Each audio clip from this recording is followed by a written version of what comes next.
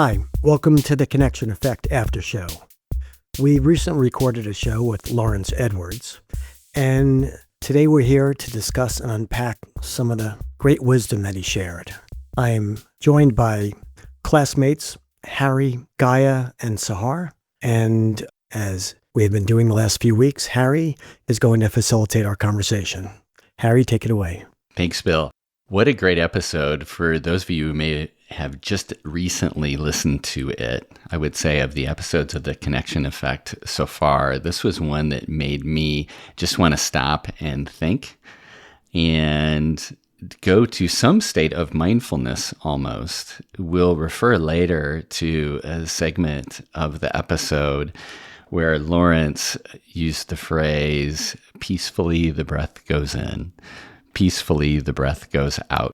And Bill reacted to that in the moment. I know I did. And in fact, at the end of the episode, I found myself saying that mantra back and forth as I reflected on what had been said. And then at the same time, I realized I may not be meditating because I was thinking about the contents of the episode.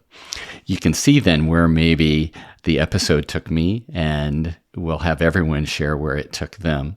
But before we get started, Bill, we like to start off these after shows with you giving us some context of how did you meet Laurence and what created that relationship that then allowed you to feel comfortable asking him to be on the podcast? Years ago, I was in a local men's group, and it was spiritually based. And Laurence was one of our guest hosts. And he talked to us about a bunch of things, but what really impressed me about Laurence was he embodied and joined Western traditional psychology. He has a PhD, and Eastern spiritual practice. And I've always been fascinated about the cross-section of those two, and I think his work embodies that. As you then went through the interview process, I've got to follow up. I'm curious, if I ask you this question, how did you feel while you were talking to Laurence through that episode? How would you answer that? I felt I was talking to a wise man who has just traveled the world and sort of assessed and considered the universe and has profound instincts and understandings. And for me, it was just tell me what your philosophy and perspectives are in life. Now, of course, we started about meditation, but he's the type of guy that I would love to speak to, for hours and hours to just about anything. He's just one of those very wise people. I like how you described that you were talking to a wise man, not a wise man, but a true wise man. And I had that feeling too. If we were recording this the day after May 4th, which for Star Wars fans, May the 4th have been with you, a Yoda-like figure is the best way to describe it, is kind of how I felt while I was listening to the episode. I want to get some thoughts from all of us. One of my favorite parts of the episode, and especially being longtime friends with Bill, is Bill asked Laurence, is mindfulness a meditative state? Or in fact, I think, Bill, you worded it, so mindfulness is a meditative state. And Laurence quickly responded, no, it's not. And and then proceeded to talk about and maybe talk to us about how mindfulness can be a component of the meditative state. But before we go deep on it, I think what helped me get started in maybe more of an entry level to thinking about the state of meditation is just this concept of things that grab your awareness and keep you from taking those first few steps. So I want to be practical with the first question and just ask, when you were talking about mindfulness as an entry point to looking at meditation, one of the really practical ways that I heard the conversation was that we all have barriers to getting to that place, that our ability to focus and be aware can always be compromised by our thoughts and what's going on in life. I wonder, for those that maybe are beginning to think about going to this state, this place that you talked about in the episode, what are the most common barriers to you thinking at a different level? What are the things that keep you from being able to focus? What are the things that steal your awareness away from just thinking about being? Where would you go with that question? The first thing that came to mind for me was my phone. And I think Yeah. I mentioned this in the episode about peak performance as well. I'm just seeing my phone as being such a distraction tool that is constantly available and does not require intentionality on any front on my end. And so when I think about what prevents me from living mindfully or living with intention, I think that is honestly one of the biggest barriers for me. And maybe also situations that get me automatically emotionally riled up without taking a step back. Maybe certain people, maybe certain situations. I think we all have those that we act automatically without being in the driver's seat. Yeah, Kaya, I think for me, the first thing that came to mind, and I love what you said about the phone because 100% I feel the same way. But I remember when I was first practicing mindfulness many, many years ago, like maybe 8, 10 years ago, I would do it while I was driving and listening to audiobooks on CD. Mm. And even though I was only driving like 5, 10 minutes to the grocery store, I would listen to this audiobook and I would notice when that was an easy way for me to be aware of when my mind was wandering and to bring it back to the task at hand and to just be more present. So that was one way that I started. But I will say, like, where does my mind go? It's typically like I'm somebody who has some intrusive thoughts. I ruminate. I can like hyperfixate on things. And, whether it's something that happened in the past that I'm replaying in my head or, let's say nothing significant happened. It could be what I'm worried about for that day or something coming up or the never-ending to-do list. Like these are things that take my attention away from whatever's happening in the present moment. And the awareness of that it sounds so simple, like, oh, just be aware of it. But when you're in the midst of it, you're like in the tornado, you can't easily pull yourself out or even notice that you're in it because that's like your norm. Mm-hmm. So being aware of that is one of the hardest things, but it's the game changer. So, Harry, I'm presuming your conversation, the question is not when we're meditating, but when we're going through our day-to-day lives. Exactly. Yeah. Like, what's your starting point? What's your default point? Like, if you are thinking, I want to go down this road, what are going to be the initial barriers that you think you might face? And so I like Gaia started us off with our phone, which I think even if you weren't aware of that being a detractor, I think that's a great call out. And then, so I'm certain everyone can identify with, I just get lost in my narratives or my rumination or thinking about this or thinking about what could be, those types of things. I'm curious, Bill, for you, what do you battle when you think about this? I want to get ready to focus. What's going to be the enemy I have to vanquish before I can get there? Well, you're saying it's a battle, and I don't know that it's a battle. Yeah, say more. During a day, do we all want to just be present? Is that the goal? Certainly the goal for meditation, and certainly the goal for many parts of the day, if that's what you choose to do. I want to take a walk in the woods and I want to be present and not be thinking about things that create annoyance or anxiety. I want to be with my partner, my spouse, my kids, my friends, and be in the moment and not have my brain go other places. But sometimes you want to allow yourself to go wherever, and you don't necessarily want to be in the moment, in the present, because that's a very difficult thing to do all your waking hours. So I want to let myself go sometimes, but when I don't and I want to stay present, my biggest obstacle for doing that is just my brain. I like to think. And I find often that takes me away from the task at hand, which is maybe being with other people, being in the moment. Yeah. emotion is the next biggest thing that takes me away from being present. You're responsive, you're reactive, and then all of a sudden you get caught up into that loop, and then you're sort of losing the sense of, what you should be considering and focusing on. So I would say my natural brain wanting to always think, and an emotion, which happens just as we all have on a regular basis. It's a nice add to just to say a feeling might be the barrier to getting to that place for sure. I'll just add in mine. I would say if I am getting to a place of quiet, my brain thinks there is something I should be doing. And I'm using the dirty word should in that case, but there must be something that's not getting done if I am quieting down or if I am settling down too. And I'm curious if anyone else battles with that kind of restlessness. Gaia, you're nodding your head.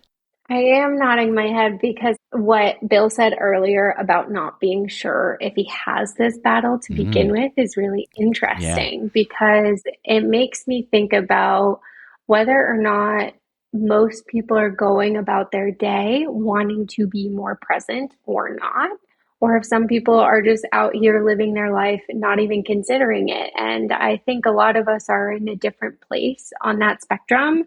And after listening to this particular podcast episode, I bet a lot of us are feeling, wow, I could really use more meditation and more mindfulness in my life so that I can be more present and show up in a way that I want to. I want to give an example of when I don't want to be present. So when I go listen to music, when I go to a concert, when I just in my room listening to music, when I go see a sporting event, I use the energy that's around me, whether it's the music, whether it's the people at Yankee Stadium, as sort of a conduit. I take that excitement and I use it for the time to think. And I will move away from the moment. I will no longer be at that concert or at Yankee Stadium. But for me, I sort of take the positive emotions and I go places with them. I plan things, I think things, I become creative. So that's a set of examples where I don't want to be present. I think the problem is, and I think Gaia, your point was great, which is the awareness of, do you know when you're going off? And is that the moment you really do want to go off? Because I'm not so sure that I'm fully considering the people I'm with when I go do that. Or the situation. And it goes back to the word intentionality that one of you guys mentioned earlier, which is, what's your intention? Do you want to be present, or do you want to just go wherever it goes? Bill, as you were talking about that, the word transcend came into my head. Like you were transcending being at the baseball game and going to a different place, which I would say, I almost wish you had brought that example up with Laurence to see how he reacted to it, because as he got into going into the state of meditation or being in a different state, it seems like at a concert, at a Yankees game, you maybe sometimes go to a different state. Would that be fair? Yeah, I mean, absolutely. And it's just making me think how much, I should have asked him, how much do we want to be mindful? I'm going to give you another example where I'm not mindful enough. I mean, one of the mindfulness aspects is your senses. Are you aware of everything you're seeing, touching, smelling? We had an exercise in class in our positive psychology program where we were using senses, or we were trying to focus on using senses more. And I realized I don't use my sense of smell enough. So when I'm out hiking or outside, or almost in many places, if there's a positive smell, I may be missing it by not being mindful of what's around me. And I think that's a loss. But again, what I'm fascinated with, and maybe you guys can share, is how much do we think we should be mindful? Do we want to go through all day long in the moment, present and just aware? That doesn't seem like a goal, but I'd love to hear your thoughts. I don't think that we can go through our whole entire life, all of our days being entirely mindful. I think that takes up too much brain space that we don't have the capacity to be taking in. So our brain makes those shortcuts of not paying attention to certain smells, of having the root home memorized so deeply ingrained into us that we don't have to think about it. A lot of those things happen automatically because we don't want to take up the cognitive energy of having those. That being said, I think there is kind of a sweet spot of finding what that intentionality, that mindfulness looks like in a day-to-day. I really like that because lately I've been trying to figure out what is my formula for well-being on a daily basis. And absolutely one of the pieces is a piece of time or a series of pieces of time of being in the present and being aware and being appreciative and maybe having gratitude, but just being in a non-active mode. That goes back to intentionality. But I do like that concept of sort of maybe living a life where you're more thoughtful about how often you want to not be thoughtful. I think we've got a new episode title, maybe, or Bill, at least a blog article. How thoughtful are you? Yeah, I think my brain wants to stew on that a little bit. I want to add a little bit to this for where you're going. Is I do think that maybe not being in a complete state of awareness at all the time is even possible. You were talking earlier just about what's our natural state. And I think that Laurence was really clear. I love the metaphor he uses that awareness is like the light in the room. And then, content or consciousness are all the stuff in the room that's lit up, and that we typically focus on the contents of our life, most of the time. What I liked is the thought of, though, that then that ability to be the light or just be aware of everything is a little bit like a muscle that we need to exercise to then help us when we get into these moments where the contents are overwhelming or take over, that we can then react in a way that we choose to, as opposed to a way that we have to as well. But maybe we could talk a little bit about that metaphor of awareness being the light and then the room being the contents.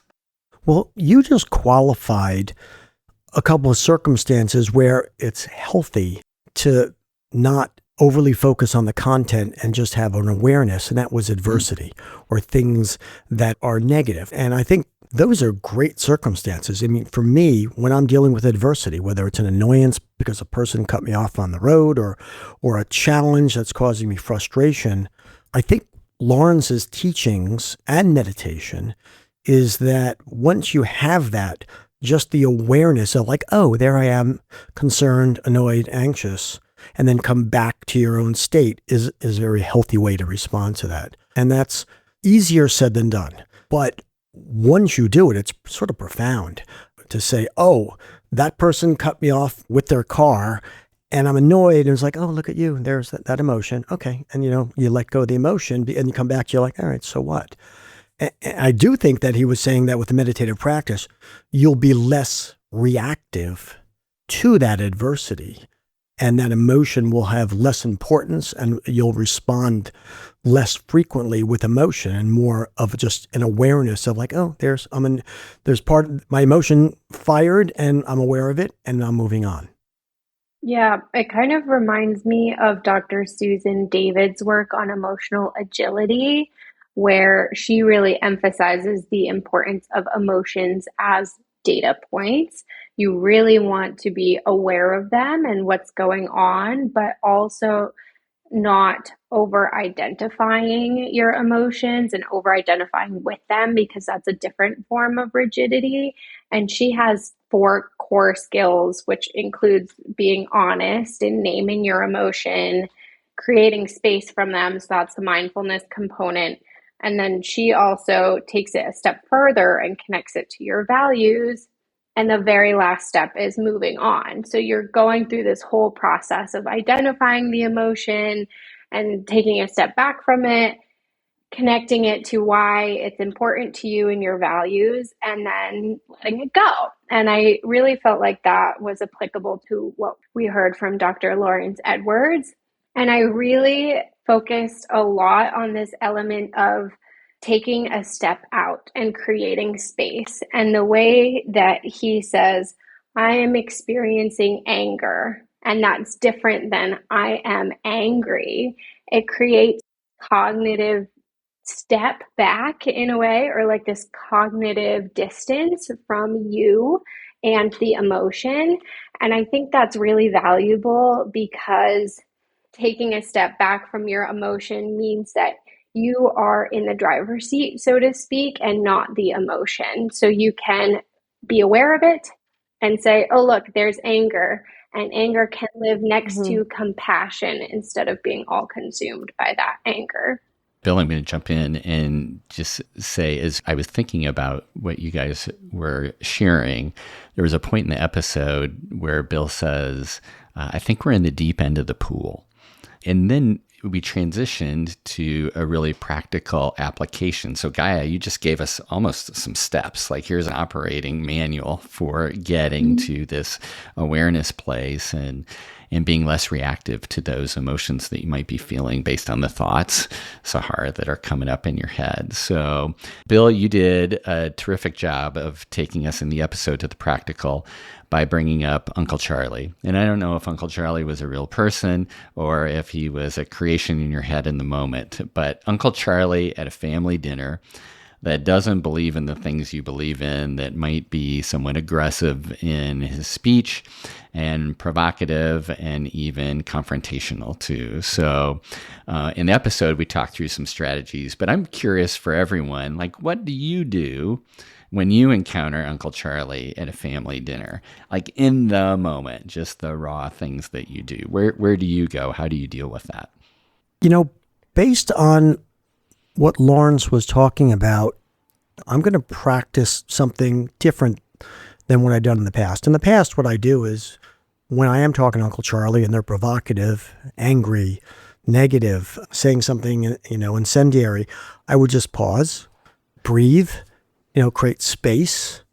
Not all the time, but that would be my goal. But now I actually want to come in with almost a different perspective or lens into the conversation, which is, I'm meeting with Uncle Charlie. He could be incendiary.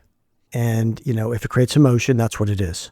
Sort of prepare myself in advance, expect it, and I think I'm going to be less reactive to it. Almost like that warm up. I think you asked that question during the episode. Can I prepare? Can I warm up if I know adversity is coming? Adversity, personified by Uncle Charlie. I like that. Yeah. I mean, we'll see if it works. When you're provoked by something, it's easy to say, well, I already was preparing for that and I sort of expected it, and therefore I'm going to react less. We'll see if that does work. It may. And certainly it's interesting. You can expect, Laurence was saying, listen, if you have steady meditative practice, you're going to be less reactionary. You're just going to, on the fly, not be so responsive to the emotions. And it makes sense, right? You can imagine if you had a twice a day meditative practice, that you're in just a calmer state and you're just one notch. Your fight or flight mechanism is not engaged on a regular basis. Your base level, and this is what Andrew Sether in the Peak Performance episode talked about, and Laurence talked about it also, which is your base level of arousal is down a step. So you're less easily provoked. My problem with that advice, which is to have a regular meditative practice, is I find I generally meditate only after I feel I need to. I don't do it prophylactically. Yeah. And, it's almost like life gets in its way and it's like, I'm feeling great. Why meditate? And that's completely contrary to what Laurence was talking about. Bill, I can relate 100% with that, because I have been in phases of my life where I was meditating pretty regularly. And right now I'm in a phase of my life where I'm not meditating really regularly. And I think Dr. Laurence Edwards' episode is the reminder that continuing to show up is valuable. And you might not feel it in the moment in these benefits because they are small and subtle. But at some point down the road, you're going to thank yourself for creating that practice and maintaining it. So I don't necessarily have like a great answer for you in this situation because I really do see this as a reminder that this is an incredible benefit and that it's worth sticking with because we care about the relationships in our lives and because we care about showing up as best as we possibly can. So, Gaia, if Uncle Charlie is at dinner with you, we want to get out our phones and video. How will you react to Uncle Charlie? I'm a work in progress, just like everybody else, Harry. I would rely on my strengths in that situation. And one of my strengths is curiosity. So, in a situation where it seems like someone is saying something that I don't necessarily agree with or I vehemently disagree with, I would want to step into my curiosity and learn a little bit more about their stance and try to find some common ground because I think in two places of disagreement you can still find a main point of agreement or agree to disagree, which Bill mentioned in that episode as well. And that's okay too.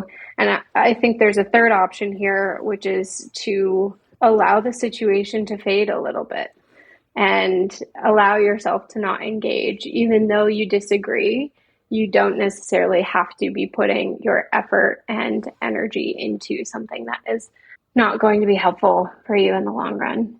I think there's different perspectives on this Uncle Charlie situation, right? With the episode we had with Todd Kashdan, he said sometimes you value that relationship and all the other things that they bring into your life more than that point of conflict. And so you maybe change the subject or, you don't go down that road. Whereas the conversation with Monica Guzman was being curious, kind of digging deeper, like finding kind of the humanity beyond whatever the feelings of frustration or any of those negative emotions that bubble up. And so I think it just depends on what is your goal? What do you want from this interaction with Uncle Charlie? And so that's part of it. And then the other thing I thought about for myself is, I've had these moments definitely in like the last few years, and there are just some things I'm Persian, so like culturally are acceptable to say in Persian contexts versus like, you don't do that in other spaces. And so I remember a particular moment where I responded very, very negatively. I got very activated and I just disengaged. I like walked away from the situation and my sister came over to me and she's like, "Are you okay?" And I was like, "I need to not be here right now." And we left. We like physically removed me from the situation and went for a drive and then came back once I was a little calmer. But now, current Sahar, who is, working with Bill at Positive Connection Initiative, and I'm learning about how we can have conversations with people that we may disagree with or activate us, I think I would respond differently in that situation now. So yeah, those are the things that came to mind with this Uncle Charlie character. For me, the elephant in the room is awareness of the emotion when it arises, because many of us aren't. And once we are, there's almost an intuitive way in which we'll respond. I mean, if you're aware, like, oh, I'm upset, you'll almost intuitively take a deep breath, pause, and maybe not respond. And I think it's incredibly difficult. I find it's incredibly difficult when you're in the middle of a conversation and you are provoked to say, oh, you're upset right now. Hold it, stop, slow.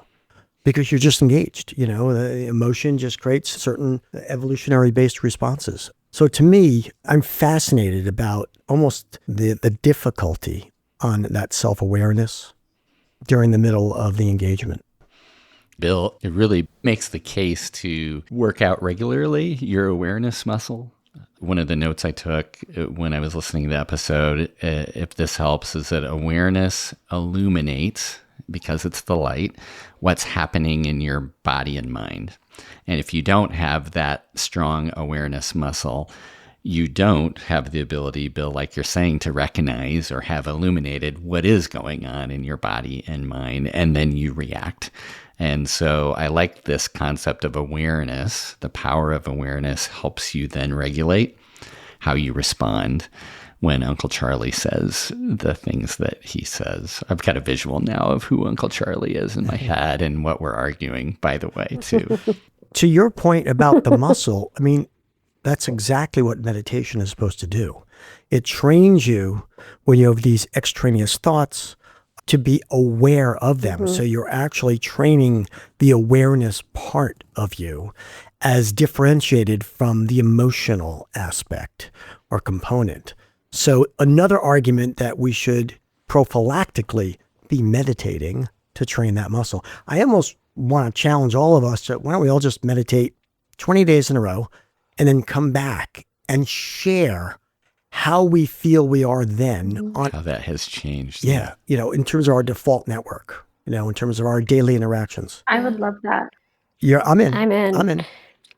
There's this point of meditation that I don't think I had fully wrapped my head around before listening to this episode, which is your only task is to practice letting go and getting back to your breath. So the whole practice of meditation and of mindfulness is to recognize the thought, let it go, and get back to the breath. That's the whole point, is to do that over and over and over and over and over again, because you know that it's going to happen. And so you keep going back to that as the skill set. And so then when you are upset at Uncle Charlie, you're saying, oh, there's my anger. I see it. I'm going to let it go and get back to my breath. Yeah. So damn simple. Yeah. Why don't we do it? Well, Bill, you challenged us to meditate consistently for 20 days or however many days we pick. And I personally, I'm so in, because right now I'm going through a pretty just challenging period in life. And when I was kind of at my darkest, lowest, I was like, I don't like this. How do I get out of it? How can I move through this? And the first thing that came to mind was, I need to practice my deep breathing, like what Andrew Souther shared with us in the episode. The second thing was, I need to get back to my meditation practice that I've let go of for a very long time.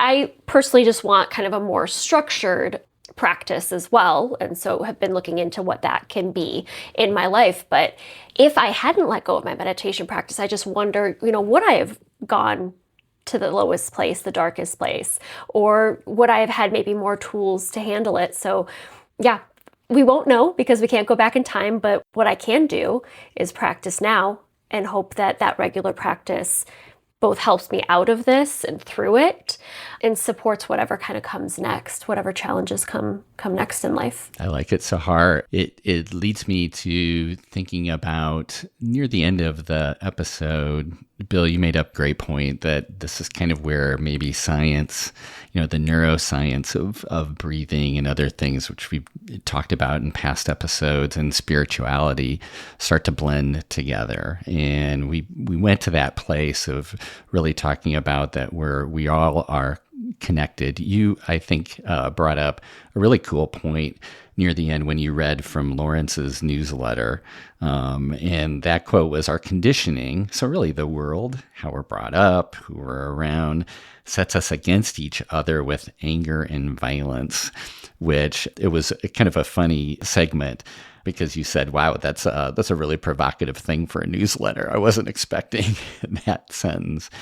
Laurence then responded, or part of his response was, attention or awareness. What we're talking about is the miracle grow of transformation, and really transformation against or away from pitting ourselves against each other and realizing that we're all connected. You had a great question then, can we get there? And Laurence said, absolutely. I think that's a really interesting question, though, is can we get there? And I think that's what we've been talking about. But I'll ask us before it leads me to our final question, but I'll start with, can we get there? Can we get there?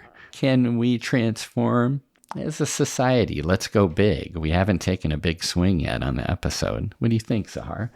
Similar to the conversations we've had around constructive dialogue, is each individual playing by the same set of rules? To this question, can we get there it makes me wonder, like, well, I can practice all of these things. I can practice meditating and being more aware. The hope is that others would do that as well. And if, everyone kind of participated that, if we're all playing by the same rules, playbook, whatever it is, then yes. But maybe that's kind of a cynical way to look at it. I think it's a realistic way. Thank you. What do you think, Gaia? I think we can maybe optimist in this front, but I think about the William James quote that we heard oftentimes in our education, which is, "My experience is what I agree to attend to." And basically that means whatever you pay attention to will shape your life's experience. And I think that if people knew that we had this capability, then people would get there, so to speak. And the biggest differentiation between getting there and not is noticing that there is separation between you and your emotions. And when you step back and take yourself out of the emotion, then that invites us to look around and see everybody else too. And the example that came to mind for me was, I was at the airport after just listening to this episode, and we had to go up an escalator that was broken. And I was waiting for somebody at the bottom of that escalator, watching everybody have the moment of realization that the escalator was broken. And I was watching everybody's real-time reaction to it. Some people just kind of went up the stairs. They didn't say anything. Some people got really upset about it, and others kind of had this mentality of like, can we do it, or do we need to take the elevator? And something that was really powerful for me was experiencing this state of, I'm experiencing frustration. If you say it that way, that opens up your mind to see that other people are also experiencing frustration. And that takes it away from this self-centered experience of your own frustration to the fact that other people are feeling it too. And I think being conscious of how one situation can affect many people is a really important element to our sense of connectedness with others. And maybe, dare I say, the planet, because when we look at how many people around us care about nature, I think a lot of us really want to give back and help out in that way. And I think that these two are really intimately connected in that we have this connection to ourselves, we have this connection to other people, and we have this connection to the world around us. And when we meditate, I believe that we become more in tune to the natural world. Well, it's a tough answer to follow up on. That was beautiful. Both Sahar and Gaia. Wow. I am intrigued by the relationship between connection to self and connection to others. And, Scott Barry Kaufman, in our episode about self-actualization, talked about to self-actualize, to transcend. You're a boat and you need a strong hull, and the hull is safety, security, self-esteem. So I'm a firm believer that we need to take care of ourselves. And lately, in looking at the best way that I can flourish, I'm working on health and, for me, productivity. That really makes me a happy person. And finding experiences of joy. Those three pieces give me that base where I can be my best for others. But the fourth piece that Scott Barry Kaufman had is relationships. And there's no question that we're social animals. And every expert I talk to, in terms of the faith of humanity and the future, look at the fact that we need each other, we love each other, we want each other, that our life flourishes by the interactions with each other. So I do believe that connecting to self, being as healthy as you can, and having significant amount of relationships that are positive for you is a great recipe. And I think that results in the interconnectedness. That's part of your question of getting there. Build relationships is, I think, a great way to signal that it's time to close up the show. And you segued to observation or a memory that I wanted to make sure I inserted, because as we talk about mindfulness and meditation, I can say that the four of us, a few years ago, we're on a beach in Miami watching the sunrise with Gaia leading us in a meditation practice. And I think I would be remiss if I didn't say that it is a really cool representation of how we all are connected through our relationships to say that here 2 years later-ish, we're talking about the very thing that is a big part of the relationship that we've built. Final question to go around is, I would also be remiss if I didn't mention that Laurence pleaded with us by saying, we're all going through life like panting dogs. Slow the breath down. That was, I think, his most direct command or plea for us. I loved at the end, though, and especially if you stuck around for the bonus that was added to the episode after Bill's closing, is that Laurence was almost in, I would call it sermon mode, pleading with us to understand that we are boundlessly full of love and grace and compassion and kindness.